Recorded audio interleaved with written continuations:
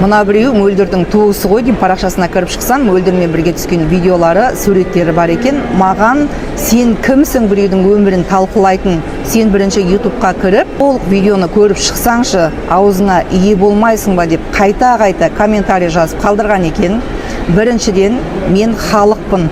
Екіншіден, кім болса да ел алдына шығып бірдеңе айтпас бұрын елден де түрлі пікір айтылатынын білген жөн.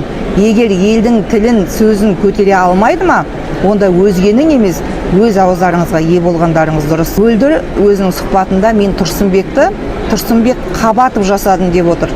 Жасаса жасаған шығар. Мен Тұрсынбектің де іс-әрекетін құптамаймын, бірақ мөлдірдің мөлдір болып ән айтып, кино түсіріп, елдің алдында жүргені жаман болса да осы күйеуінің арқасы екенін білгені дұрыс.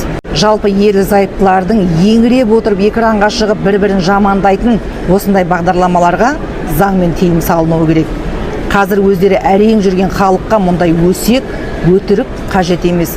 Онсыз да халық жұмыссыздықтан, қымбатшылықтан, әділетсіздіктен, жоқшылықтан шаршаған. Елімізге осындай адамдардың арасына іріткі салатын тақырыптар, бағдарламалар емес, көрген кезде адамның көңілі толатын, есіріп жүрген адам естіген кезде есін жинайтын ұрпақтарымызға, ұл қыздарымызға, тіпті өзімізге де сабақ болатын өнегелі тақырыптар, салт дәстүрімізді дәріптейтін бағдарламалар көбірек жүргізілуі керек.